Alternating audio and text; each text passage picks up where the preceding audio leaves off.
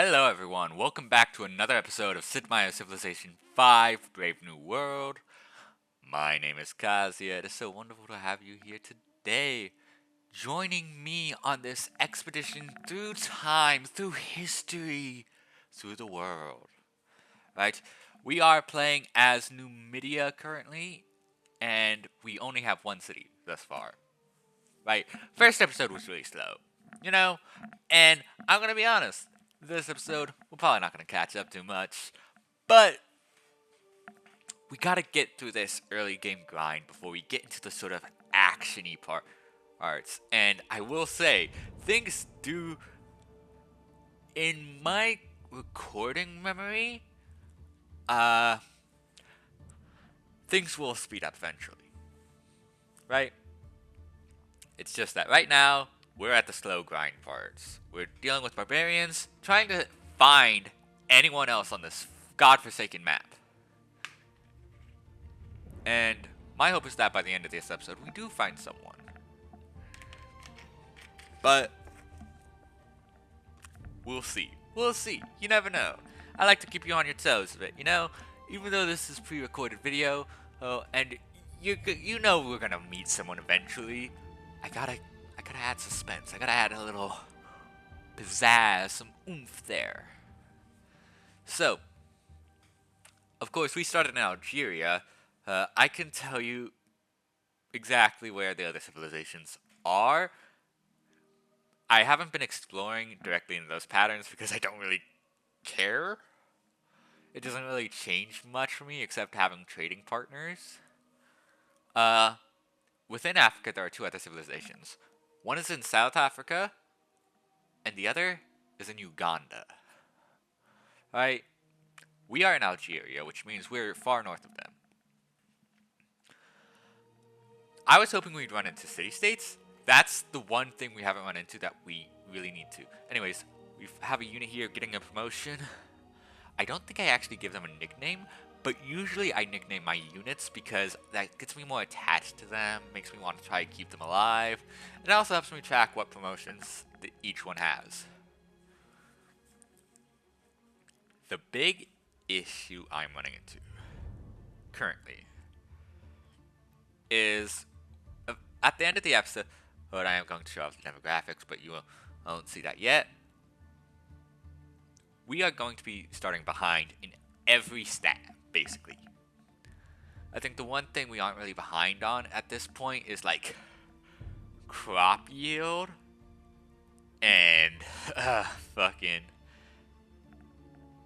I think at this point in time, we're not behind in military, but these could change later on. We aren't great in either of those stats, by the way. We're just not behind. And then we're not dead last. And one thing I wanted to bring up, because I'm recording this shortly after I released the first episode,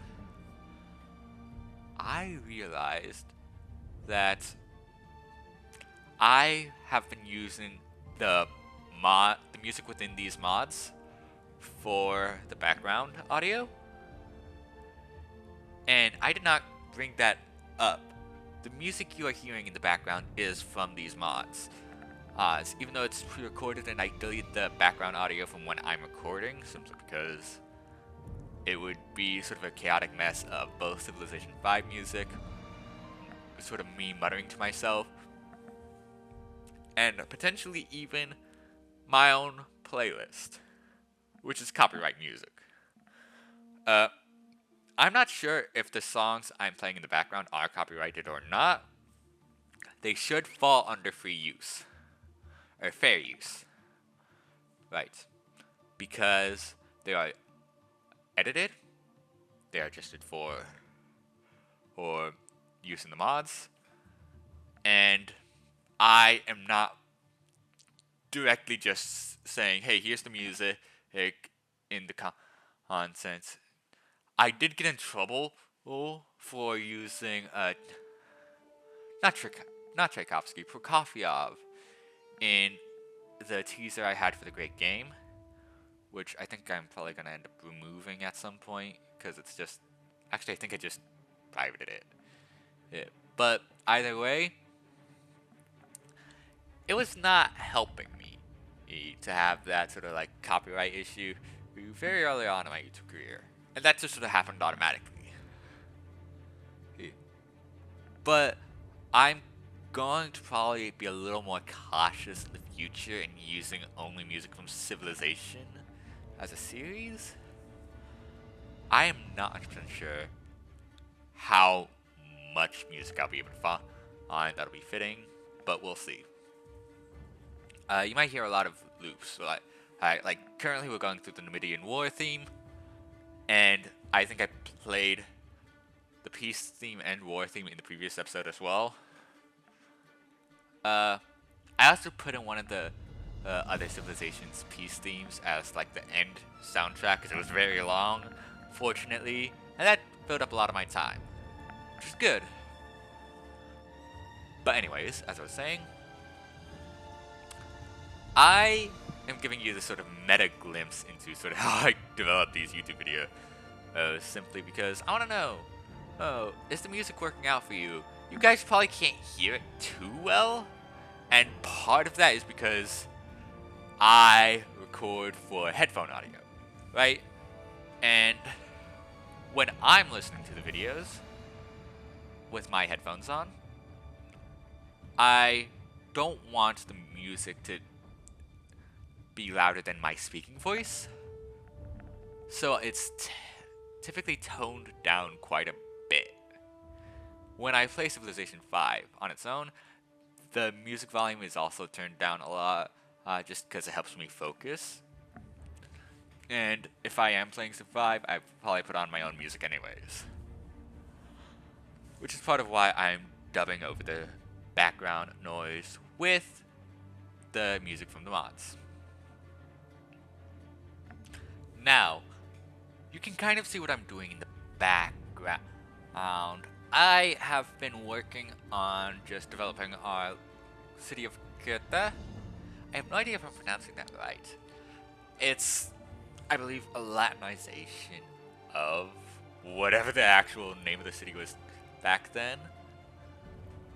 I suppose I could just pull up Wikipedia and look it up. Hate when I trip over my words.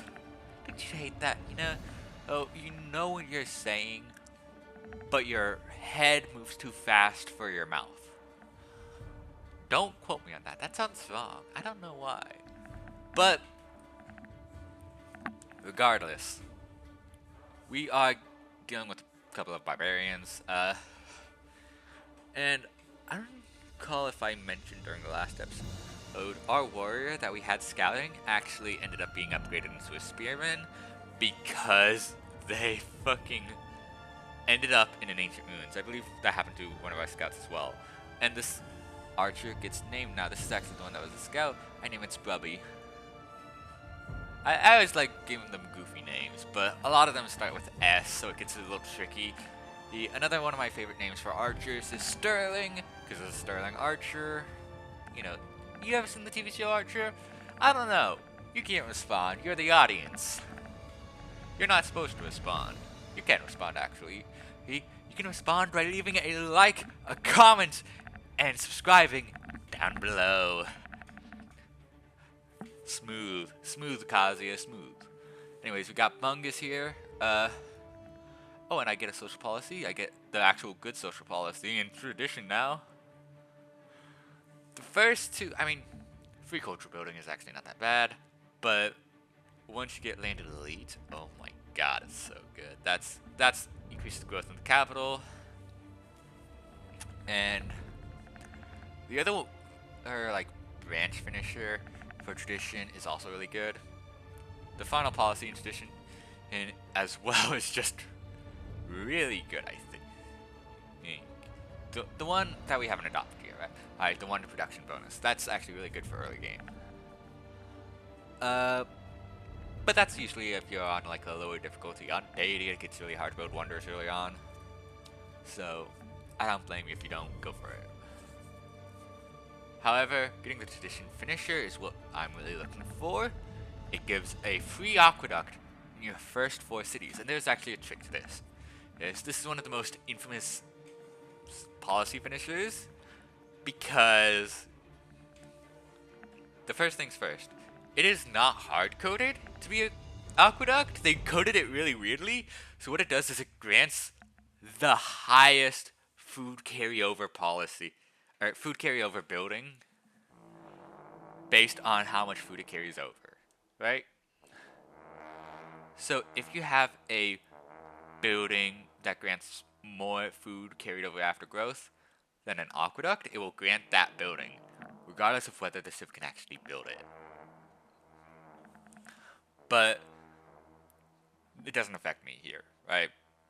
Most modders now know to just use dummy buildings with a lower cost and then stacking them to increase food carryover. But the reason it's also very big is because an aqueduct usually requires fresh water, I believe. And it's also pretty expensive. It has a tech prerequisite of engineering, I believe. If you don't have either of those, you get an aqueduct still, and it's actually really good for carrying over food, right? So it really helps with growth. And early game growth is very important. Late game growth is very important. Because, first off, one of the first science buildings you get is the library, which we're currently building in Kyoto. And this building grants +1 science for every 2 population, which is small, but it adds up, right? So if you're at 10 population, that's +5 science. And the highest I see city populations go normally is about 20-ish population in a normal game. It's a bit higher for the AI with their AI buffs, but regardless, I think typically I see about 20 population-ish. I don't recall. It's been a long time since I've actually played a full game of Civ 5, so correct me if I'm wrong. And to give an overview of the resources we've got near us, because luxury resources are really important for expansion, I find. We've got some furs to the south. We've got some gold to the south. And to our direct east of Kazia, we have a source of ivory. Now, I'm going to be clear here, because unfortunately Civ 5 doesn't have pinning like you'd get in Civ 6 and Civ 7. The first city I'm going to set up besides Kyoto will be roughly next to those furs and gold. It gets fresh water. It gets furs and gold, of course. But it also is just very close to our capital, which if you settle too far and you leave the city undefended, it will get sniped up by enemy players, which I haven't met any of them yet. I don't want to risk it, right? Especially with how many barbarians we've been running into. Speaking of, we're dealing with barbarians on the outskirts of Kyoto. I'm going to pronounce the city a different way every single time. One of the policies we got, by the way, gave us a free worker. So we can see we're now improving stuff by building farms, helping us get past the growth threshold for beyond growing from a 2 population city. We're now population 4. We were stuck at 2 population for a while because it could not produce enough food. Keep in mind, deserts don't provide any food.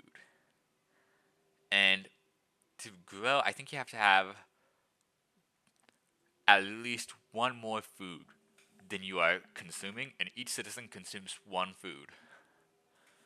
With some give and take here, right? One notable wonder I will bring up is the Temple of Artemis. You unlock this at archery, and I believe it says citizens will consume 10% less food. That is incorrect. What it actually does is it increases the food generation by 10% globally. I don't know why this wonder really gets overlooked, because it's actually phenomenal if you early game. The only other wonder I can think of early game that really provides a significant growth bonus is still not as good as the Temple of Artemis is, whose main bonus I don't even think is the growth bonus. I think they also provide like some bonuses to ranged units. I might be thinking of Civ 7 or Civ 6, but we'll see. Not Civ 7, I don't think it's in Civ 7 yet. What I have found is the other wonder I like to get early on is like Hanging Gardens. And a little bit of a spoiler, I am going to try and get it later on. I won't reveal whether I get it or not. Like I said, I like to keep you on your toes. I like to keep you in suspense. I like to keep you... I'm dancing around the screen a bit, but... regardless. One thing I will say is we are on the Mediterranean. You can see there's a bunch of atolls. Right? We've got a lot of coast. We don't have a lot of fish, weirdly enough. Normally, if you start on the coast, you get some fish. We have not seen much of any fish, and I hate that. But since we are on the Mediterranean, and this is a true start location Earth, natural wonders start in true start location. So we have the Rock of Gibraltar right nearby our start location, which is really nice. I'm going to try and grab it later on. I don't know if I get it or not. I just can't recall. I think it's like a really recent development that I settled my city near it. I don't recall if I grab it specifically or not. And that's foreshadowing, right? I'm foreshadowing. I'm a masterful storyteller, right? You know I'm going to try and settle a city near the Rock of Gibraltar. You don't know what the consequences for that will be. I don't know what the consequences for that will be because I just did it like earlier today. And for clarity on the production timeline for these episodes, I want to give like I am planning to do weekly episodes, but this second episode will probably release the day after the first one. I am recording this on February 15th, the day after I released the first episode already. It does not take too long to edit and record these videos, and I'm very fortunate about that. The Great Game takes a lot longer to edit and record because it's a lot more clips. And one thing that's different is I can't just say whatever I want with the Great Game. I mean, I can technically, but I want to tell an overarching narrative. And the Great Game is very experimental as a series, I feel. But the way I have been working with it, I just can't suddenly make a change in direction and be like, oh, we're gonna just include all this bullshit footage. You don't get that nowadays in the Great Game. There was some of that in the beginning, but now I've sort of split it up where a lot of the footage is relevant content, which means you've been focusing on the same civs for a while, but I love the Great Game. I think it's a great series. It's slow, but that also means it's going to be the pace I want for it. When developing YouTube series like this and the Great Game, I want things that are a bit longer, because I like when my fans can like marathon things. I like watching series in like marathons as well. I used to watch Let's Plays by Nerdcube, Sugar Conroy, and I still occasionally go back to Samuel Streamer. I am not a huge fan of one-off video content, personally, right? I do make some occasionally, like I did the Civ 7 review of Tonga, just the vanilla Civ of Tonga, which I thought was like a little fun exercise in just like, oh, what can I do with Civ 7? Now that it's getting to a point I actually really enjoy the game. Eventually you will see some Let's Plays of Civ 7. I just am not getting around to it yet. Mainly because... how do I say this, right? Like, obviously I'm dealing with college. That's one of the main reasons. But also, because I haven't figured out how I want to format those series for Civ 7 either. I don't want to do a direct Let's Play. It's probably going to be a lot like what I'm doing here. But instead of being 2-star location Earth, there's no 2-star location Earth in Civ 7 yet. Which is unfortunate. But you are going to see some Civ 7 videos in the future. Especially now that it's good because they dropped Gilgamesh. No. Yeah. And for those wondering, my favorite civilization in Civ 7 is Tonga, but my least favorite. I'm giving a spicy opinion here. I don't like Iceland. Iceland was not a great drop. I feel like it's very generic Viking. And it doesn't really have much of Icelandic culture to it. I don't know why the unique unit is the rune hero. The unique civilian unit is like a rune hero.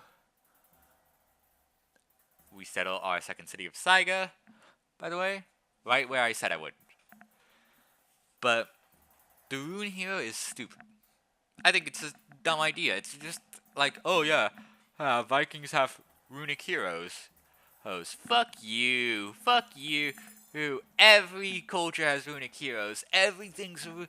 You just added mythical figures into fucking Civ 7 because you wanted a generic Viking Civ. And the worst part is, they could have done it very well by just adding Scalds. You know, the authors, the writers? Iceland had these authors known as Scalds. And one of the most famous Scalds of all time was Snorri Sturluson, who wrote the Prose Edda and the Poetic Edda. And you know what they did? They didn't add him. They didn't add Snorri Sturluson. They just added Iceland. It's bullshit. I hate it. It's garbage. Not every other Civ, but most other Civs at least try to be their culture in some way.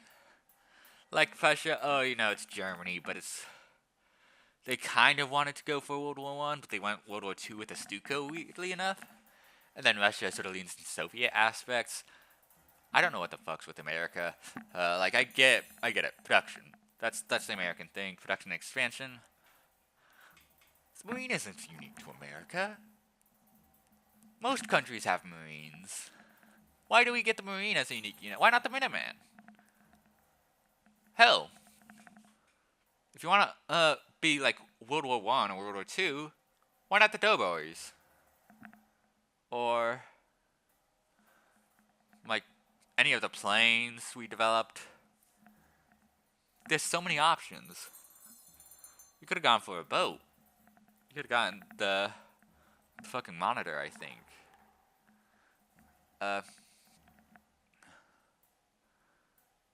I'm getting distracted. I don't like a lot of the modern Civs in Civ 7. And with some exceptions. I do like Nepal, weirdly enough. I don't know why I like Nepal, I just like it. It's a great Civ. I also like Buganda, of course. Buganda, I was so excited about. It gave me an excuse to put Buganda in the great game, first off. Regardless, we are approaching the final minutes or so of content. And I want to lock the fuck in. So, what I'm going to say. If you enjoy this series thus far, I know it's still very early on. We see someone has built a statue of Zeus, so we can't get it. But anyways, please be sure to leave a like, a comment, and subscribe. Likes are good, comments are great. Subscribing is probably the best option, of course. But likes and comments help boost the video to other people. And subscribing will actually progress this channel towards monetization. I don't know how I'm going to monetize the channel in the future. If I do get that option, I'm hoping that like I can limit the amount of ads. I don't know if I can. Regardless, thank you so much for watching. There are a couple of things left we are going to discuss. We're going to end on a somewhat dramatic note too, I think. Because if I remember correctly, I don't want to spoil it, right? It'll happen when it happens. Which, it'll happen soon. You know, there's only a couple minutes left in the episode. Like a couple of seconds, really. It's less than a minute at this point. But, what could I be referring to? What are the circumstances that would lead me to foreshadowing? Now, perchance, it could be a dramatic event. We could suddenly be wiped off the face of the earth. We could get nuked by Gandhi. We meet Sweden, Norway. We meet our first civilization. We are no longer alone in the world. Fuck you. Okay, no, I'm getting way too excited. But we do meet Oscar II of Sweden, Norway. This is a civilization by JFD, who is probably the premier most modern